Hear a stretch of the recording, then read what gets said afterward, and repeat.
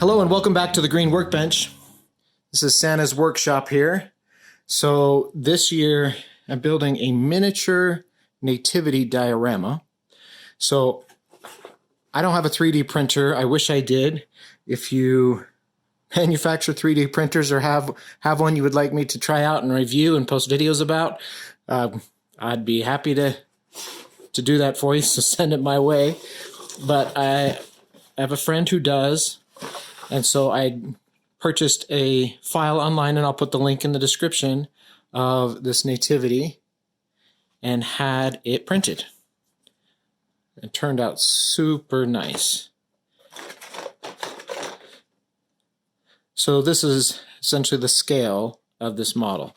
The purpose or the design is going to be that it all fits in this box that closes.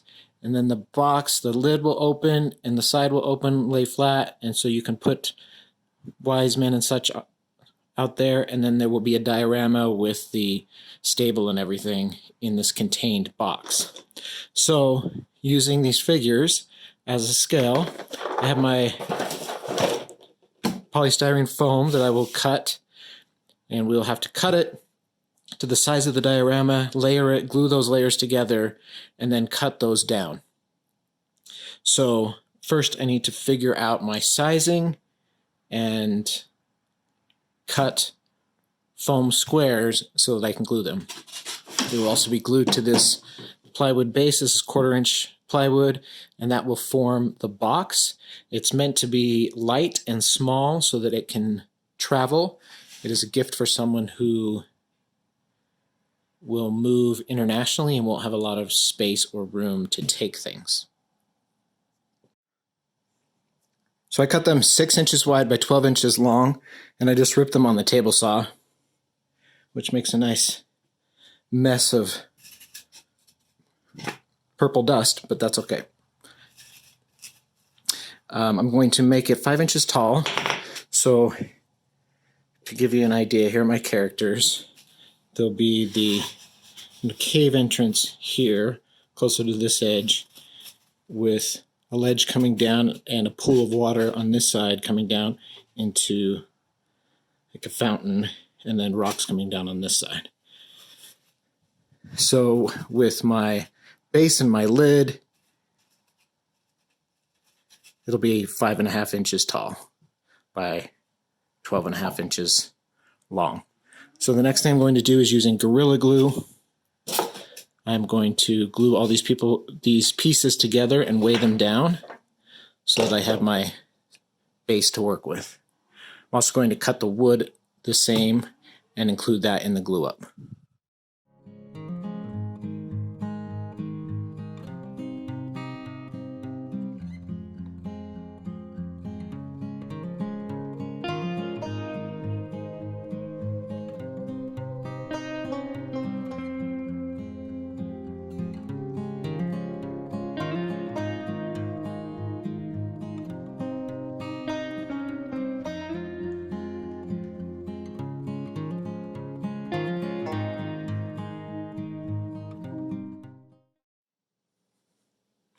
Okay, so I put the glue in between the layers.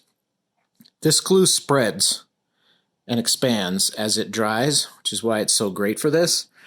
So that's why I didn't spread it out completely. And then you have to put weights on top of it to let it dry, because otherwise it'll just poof, expand and knock it. So we are going to let this sit overnight, let it dry, and then we'll come in with our foam cutter and start the rough outline. I also need... Okay, so it's glued, and I told you how this kind of glue expands, so we've got a nice solid piece here. With the marker, I gave an outline in the front where the cave will be. There'll be a little pond here. This will be a little stream and then a drop down to the pond, and this cave underneath will be here. So I'm going to start cutting with my foam cutting tool, the heat foam cutting tool, and we'll just kind of work it down slowly until it is cut.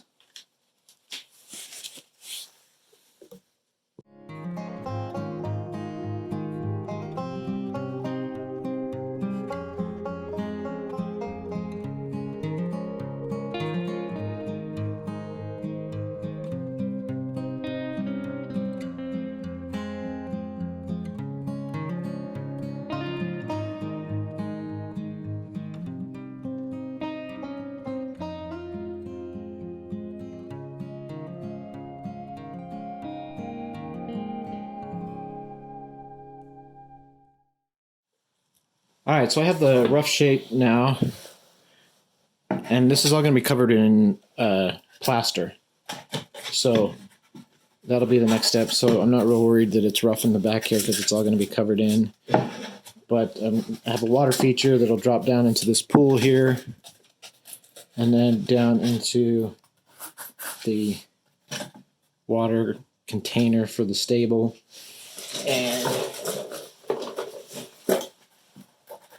it's just deep enough for my figurines.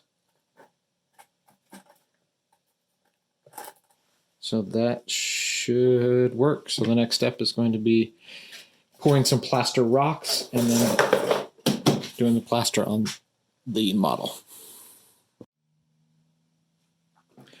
Okay, I'm using these rock molds from Woodland Scenics and plaster. So I'm going to mix up the plaster and fill these in and let them dry. And I have to do that before I can plaster over the foam because I'm going to include these rocks in the plaster molds. You'll see as I go along. So I'm going to go ahead and mix the plaster and pour them in the molds and let them dry. All right, it is time to mix a thicker batch. We've got all of our rocks in place. So we're going to mix a thicker batch and then hand position everything here on the model. So play with it until it looks like we want it to look. So let's go for it.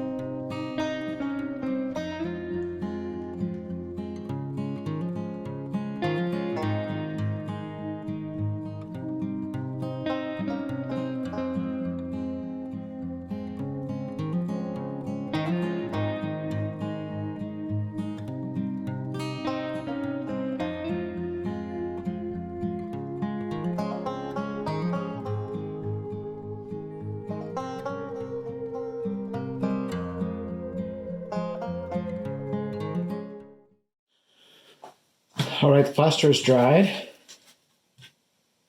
Looks pretty good. So I'm going to do my first a wash, just a base of a very light kind of sand color. It's a mix of light mocha and antique white with water, so it's very diluted. And we want it diluted so that it gets in all of the cracks. It's hard to see because we've got this heat lamp on it.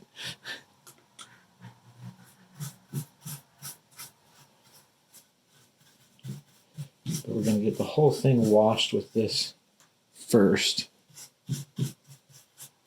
And then after that, we'll start worrying about the actual colors. But we want this base. We don't want this white base. We're going for Israel. So it is going to be it's a dry climate. It is going to be more of a browns and even some whites and light grays and such. So that's why I'm going with such a light base.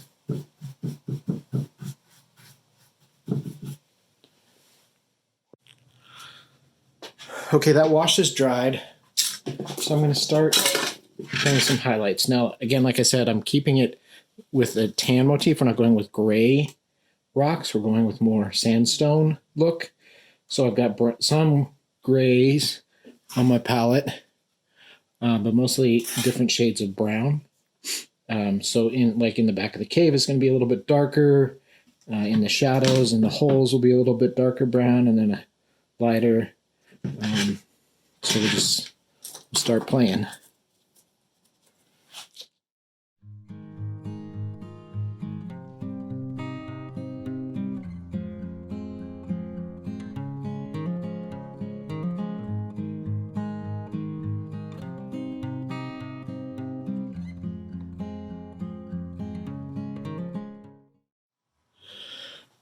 Okay, so I've got some, we're going to start putting some detail on some sand and gravel and stuff.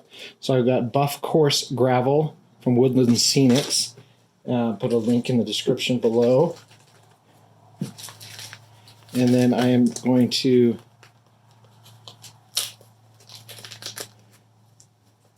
put it in the places where I want it. So I'm going to have it in the riverbed course.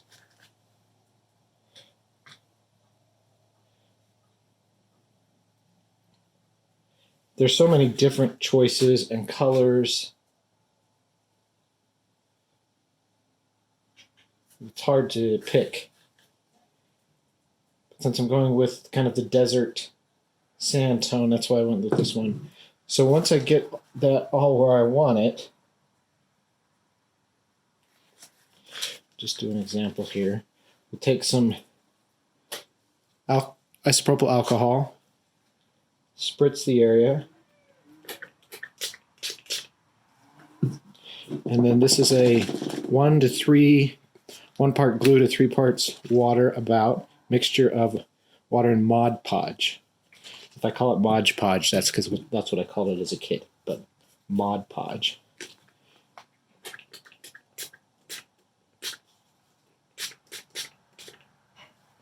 All right, so we'll continue to do that throughout until we have what we'd like, and go from there.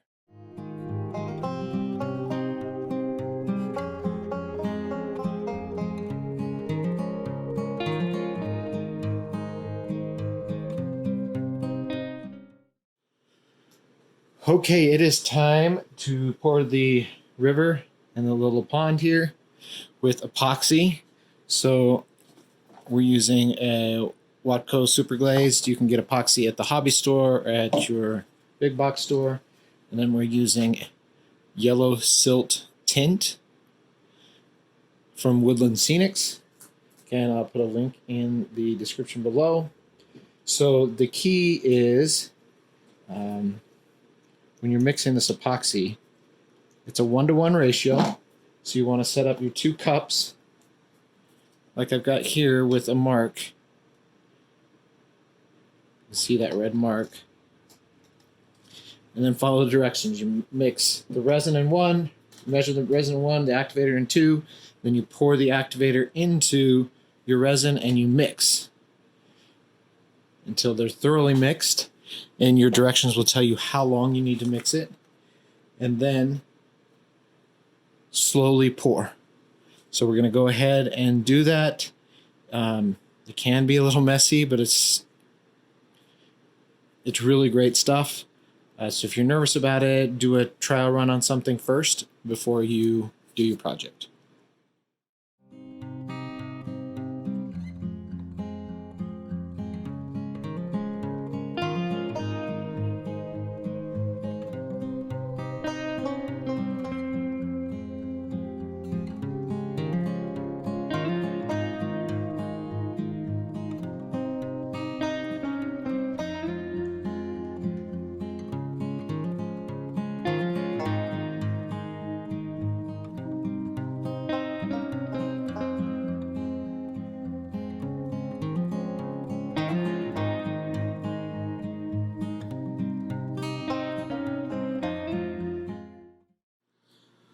Okay, hopefully you can see with the red light on here. So I had some issues. The tape I used didn't seal off very well, and I had purposely not put texture sand in those spots where I was going to tape to avoid that, but it just wasn't a flat surface and the tape wasn't good. So anyway, so it was dripping down, not staying up here in the stream, and dripping down into the cave, and that's fine. But what I did is I took some actual rocks, broke them up into little pieces, and kind of blocked the top there and blocked there. So the spots where it was spilling out, it would hold it in a little better. So that seemed to do the trick. So we're going to keep some heat on it because it's cold. I'm out in the garage and it's snowing outside. We want to keep it warm so that it can cure, and just leave it. Not touch it, just let it cure overnight. Well, while I wait for the epoxy to dry, I'm going to start painting my figurines. I'll start with the donkey and the cow. I'm just using an acrylic paint, and then I'll spray them with a matte finish after they're done. So I'm going to start painting.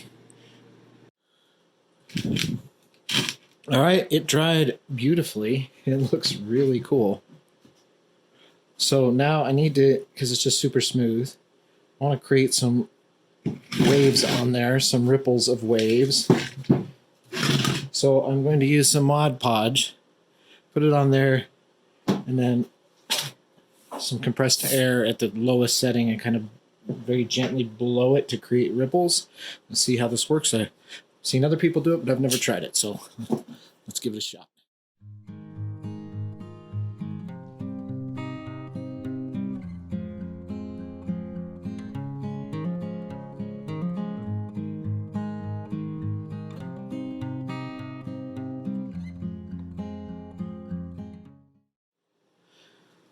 So the Mod Podge adds a little bit of ripples to the water and it'll dry clear. So we'll wait for that to dry. In the meantime, I'm going to use, start putting down some plants. I'm going to start with some underbrush olive green from Woodland Scenic. Again, link below. And we'll start around kind of the water where greenery would most likely appear.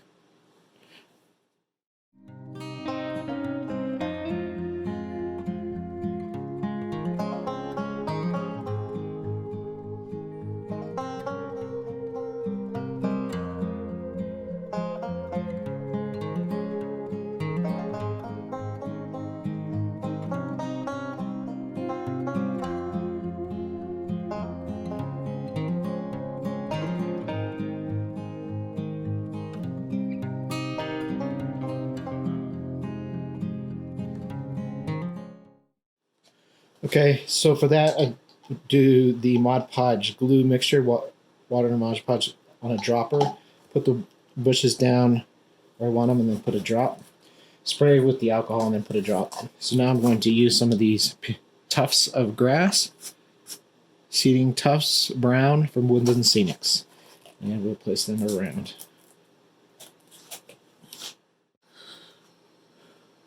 Okay, so with a little bit of Mod Podge underneath, put the plants on.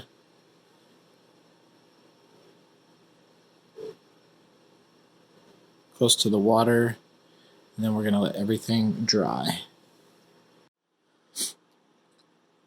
You can see my original idea was to paint each of these 3D printed figures, but it just doesn't look good. So I'm going to spray paint them all a base color and then go from there. Just a couple ideas I want to try. But I cut this dowel. It's a 3/8 inch dowel, and then I use glue dots to connect it to the foam and then to the base of the 3D printed so that they're standing up. And then when it comes time to actually color them, I can just lift it and hold it by the dowel as I color them. So I'm going to paint them now. All right, we have all of our characters sprayed with the gloss paint. They actually look really good like this. I'm going to color them with markers instead of paint. So we'll show that progress. And the diorama itself is done. The water looks awesome.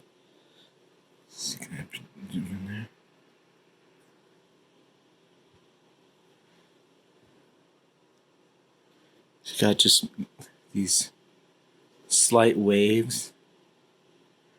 All right, so now for the diorama, I still have to build the box, and I haven't decided exactly how it's going to look yet. First, I have to sand the sides, excess glue, flatten them up, and I'm just going to do that with a 220 grit paper.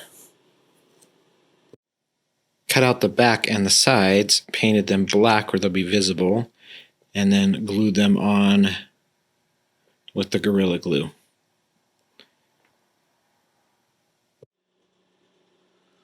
Okay, so here we go. We glued on the sides and the back, so those are permanent. And And then we cut a piece that will cover the top, and then a piece for the side. Glued in a block, nailed them there, so it will close. So I'm going to figure out a latch system, probably latch it here, here, here, and here, and then some sort of like belt handle or something. But first I'm just going to paint it all black, and we'll have our contained little nativity. So here is the finished product. Like I said, I didn't like how the paint worked on the figures, so I spray painted them white and then I colored them with Sharpies. It's not perfect. It's better than the paint. Not exactly what I envisioned. Maybe someone with a steadier hand and better paints would do a better job at it. The other option was just to spray paint them all black and have them kind of like shadow figures. But I think they look nice. Right, it was worth a shot doing it this way. It's better to do this and try it, and then if they don't like it, they can paint over it. But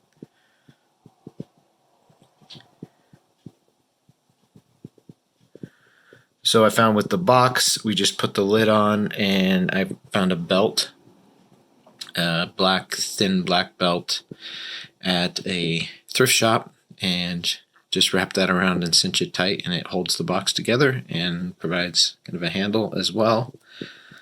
So there is my Nativity diorama with 3D printed figures in this plaster and epoxy landscape. I hope you enjoyed this video. I know there are things that could have been done differently, things that could have been done better, and things that turned out really well. They look really cool. So please subscribe, hit the notification button, leave me a comment, and I will see you next time on the Green Workbench.